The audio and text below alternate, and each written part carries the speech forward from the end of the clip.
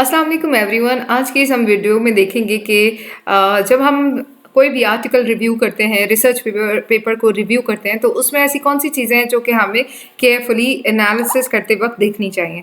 और इसमें जो मेन चीज़ें हैं वो एक तो समरी करनी है और दूसरा क्रिटिक देना है।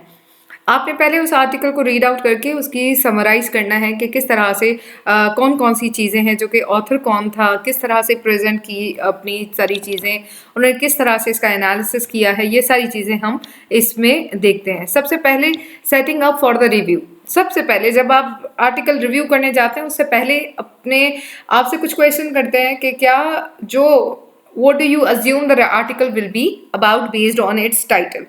आपने टाइटल देखा और अब टाइटल से आपको क्या लगता है कि ये किस बारे में होगा।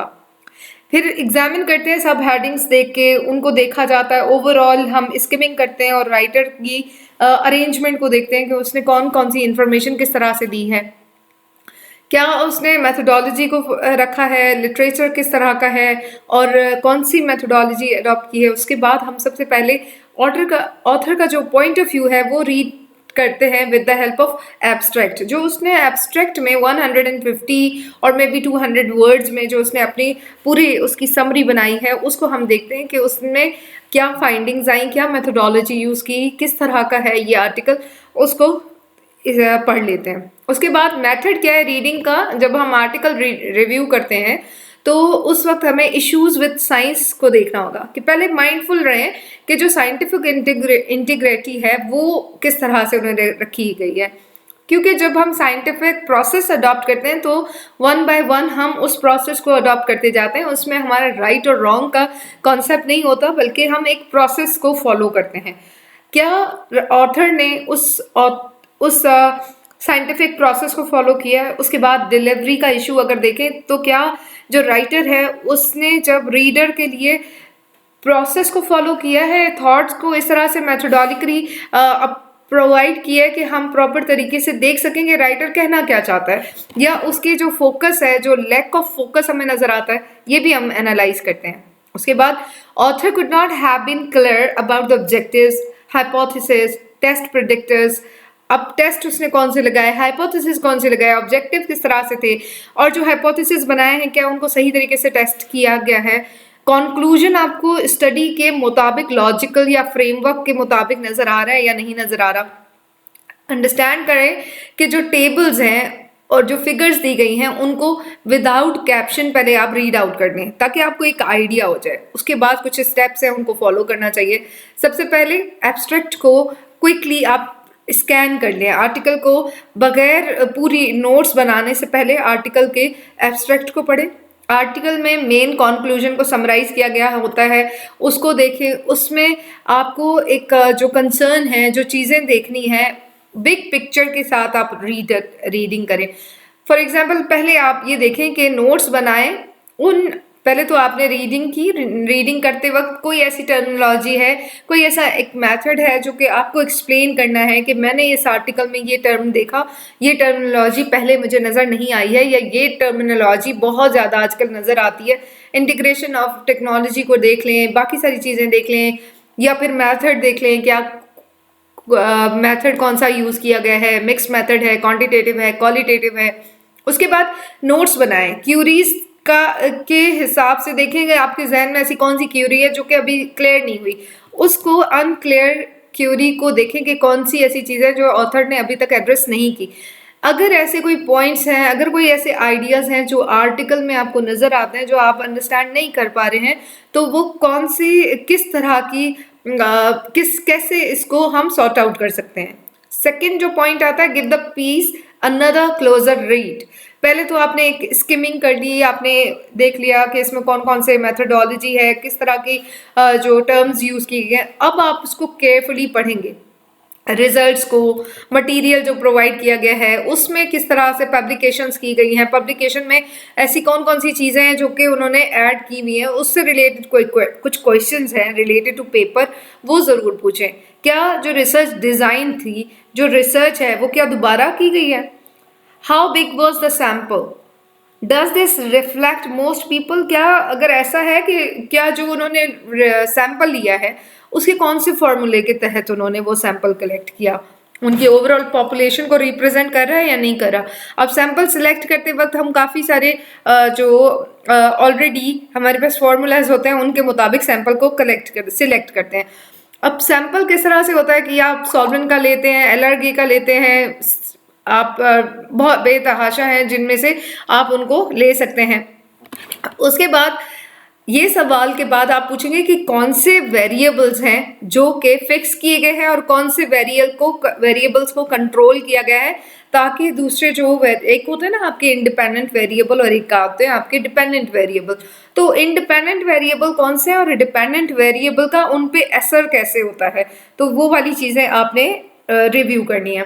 क्या जो वेरिएबल हैं वो एक दूसरे को, वो जो रिजल्ट है उस पर आपको नज़र आता है, उसका इन्फ्लुएंस नज़र आता है या नहीं आता। उसके बाद रीड करें रिजल्ट्स को, मटेरियल्स को, मेथड्स को, और एग्जामिन करें कि जो टेबल्स हैं, जो फिगर्स हैं, जो ग्राफ्स हैं, वो प्रॉपर तरीके से एग्जामिन की गई हैं, वो प्रॉपर उनकी जो डिस्क्रिप्शन दी गई है उसका कोई लिंक बनता है। टी टेस्ट का टेबल नज़र आ रहा है लेकिन डिस्क्रिप्शन में जाके देखें तो मोर देन 2 ग्रुप्स आते हैं, तो क्या वो उसको जस्टिफाई करता है, वो उसको कनेक्ट करता है?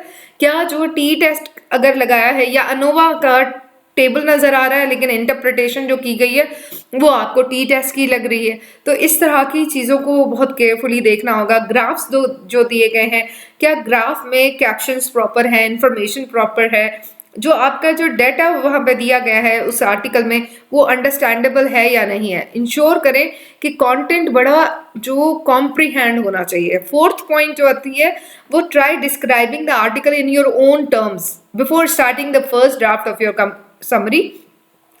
सबसे पहले आप साइंटिफिक एसेंस को अंडरस्टैंड करें, देखें कि साइंटिफिक प्रोसेस फॉलो किया गया है। उसके बाद आप प्रिसाइज एक जो समरी है वो बनाएं। इंक्लूड करें कि इंपॉर्टेंट डिटेल्स इसमें कौन कौन सी दी गई हैं, क्या ये इतना इम्पॉर्टेंट है, ये इस तरह से पॉसिबल है कि रीडर इसको ओरिजिनल मटेरियल के साथ को कंप्रीहेंड कर सके, समराइज कर सके।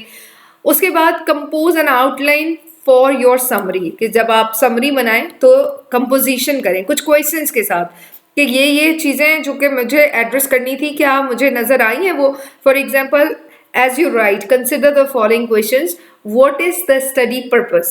Purpose देखें, method कौन सा यूज़ किया, इंक्वायर करें कि क्या वो क्या कहना चाहते थे, रिसर्च क्वेश्चंस क्या है, how did the research respond to these inquiries, जो इंक्वायरीज हैं क्या रिसर्च ने उस तरह से, ऑब्जेक्टिव्स आपको नजर आते हैं, हाइपोथेसिस नजर आते हैं, रिसर्च क्वेश्चंस नजर आते हैं, लेकिन रिजल्ट्स में उन चीज़ों को किस तरह से रिलेट किया गया है, रिजल्ट में उनको किस तरह से डिस्क्रिप्शन और जो आपकी एक्सप्लेनेशन है उसमें कोई फ़र्क तो नज़र नहीं आता, प्रिजम्पशंस कौन सी बनाई है राइटर ने, और मेन कंक्लूजन क्या है, उन हाइपोथेसिस, उन अजम्पशंस के और प्रिजम्पशंस के मुताबिक बनाई है या नहीं, क्या कंक्लूजन उनको सपोर्ट करता है या डिस सपोर्ट करता है, नहीं सपोर्ट करता। क्या ऐसी चीज़ें थी जो कि आपको आपकी ऐसी कौन सी राइटर की पॉजिटिव चीज़ थी जिसने आपको मोटिवेट करके किए रखा कि आप उसमें अटेंटिव रहे और आपने वो पूरा प्रॉपर तरीके से इसको पढ़ा। ऐसी कौन सी क्यूरीज थी जो आपको नज़र आई कि आपके जहन में थी कि क्या इसका आंसर अभी आएगा। जब आप रीडिंग करते हैं तो आपको ऐसा लगता है कि अब इसका रिजल्ट मिलेगा, अब इसके आंसर मिलेंगे। कोई ऐसी चीज़ थी जो कि आपको लगता है कि वो अभी तक आपको आंसर नहीं मिला। उसके बाद जर्नल क्रिटिक अगर देखें तो हम अपने बीइंग अ राइटर हिज और हर आइडियाज शुड बी देयर, और वो प्रेजेंट करते हैं, डिस्कस करते हैं, क्या स्टडी की जो फाइंडिंग्स हैं वो सारी चीज़ें हमें वहाँ पे प्रॉपर नज़र आती हैं, क्या आर्टिकल जो है वो उस तरीके से इंटरप्रिटेशन दिखाता है या नहीं दिखाता। दोनों कॉम्प्लीमेंट्स और क्रिटिसिज्म दोनों होनी चाहिए कि पहले आप कॉम्प्लीमेंट्स भी प्रोवाइड करें। अक्सर हमने देखा होगा कि हम देखते हैं कि रिव्यूअर्स क्या करते हैं, क्रिटिक्स से स्टार्ट कर लेते हैं, और अगर वर्ड ओवर प्रैक्टिस देखें और आप अगर अच्छे रिव्यूअर बनना चाहते हैं तो सबसे पहले उनकी अच्छी चीज़ें जो है वो प्रेजेंट करें कि idea is very nice, your construction is very good, your objectives are very appealing, your hypothesis construction is amazing. इस तरह के आप उनको पहले अप्रिशिएट करें, आप उनके जो कॉम्प्लीमेंट्स प्रोवाइड करें। कॉम्प्लीमेंट्स के साथ साथ आप ये भी लिख सकते हैं, on the other hand I have seen these flaws in your research paper, there should be clear and concise finding should be there. आप बता सकते हैं कि आपको ये चीज़ बॉदर कर रही है, हिंडर कर रही है प्रॉपर कंक्लूजन की तरफ आने में। फिर आप ये सवाल भी पूछें कि जो सूटेबल बेसिस हैं, क्या ये रिसर्च कहीं रिपीटेशन तो नहीं है, या इसमें क्या नोवेलिटी शो कर रहे हैं। उसके बाद जो स्ट्रैटेजीज है वो देखें कि इम्प्लीमेंटेशन की क्या स्ट्रैटेजीज में भेजी गई है, क्या दिखाया गया है। फाइंडिंग्स में ऐसी कौन सी चीज़ है जो बताई गई है कि ये हम रियल लाइफ में ग्राउंड रियलिटीज़ को देखते हुए इनको किस तरह से इम्प्लीमेंट कर सकते हैं और वो किस तरह से हो सकता है। क्या ये आर्टिकल, ये एक और सवाल है कि इसमें ऐसी कौन सी नॉवल या यूनिक आइडिया प्रेजेंट किया गया है, उसको अगर आप हाईलाइट कर देते हैं तो उसको ज़रूर आप मेंशन करें। उसके बाद लिमिट्स और वीकनेसेस बताएं आर्टिकल की। क्या इसमें कौन सी ऐसी चीज़ें थी, ये बहुत लेंदी था लेकिन रिडंडेंट था, इसमें बहुत ज़्यादा चीज़ें ओवरलैप कर रही थी, आपको बहुत ज़्यादा परेशानी थी। क्या have all significant facts and concerns of its field been addressed? क्या हर तरह के जो भी इस आर्टिकल में जो चीज़ें होनी चाहिए थी इस फील्ड से रिलेटेड, फॉर एग्जांपल अगर मिक्स्ड मेथड है तो क्या आपको इंटरव्यूज़, ऑब्जर्वेशंस और फोकस ग्रुप के इस तरह से इंटरव्यूज़ नज़र आ रहे हैं या नहीं आ रहे, या आपको क्वांटिटेटिव के सर्वे है या क्वांटिटेटिव में एक्सपेरिमेंटल है। क्या ऐसी चीज़ें हैं जो आपको लगता है कि बताई तो गई है कि ये मिक्स्ड मेथड है लेकिन वहाँ पे हमें फ्लॉज नज़र आते हैं, तो उस चीज़ को भी हाईलाइट करेंगे। उसके बाद आप एनालाइज करने के बाद आर्टिकल की जो कमेंट करते हैं रीजनेबल वे में दें, और फिर इसी तरीके से आप आर्टिकल को जो आर्टिकल का रिव्यू है वो इस तरह से आप बना सकते हैं। Thank you so much for watching this video.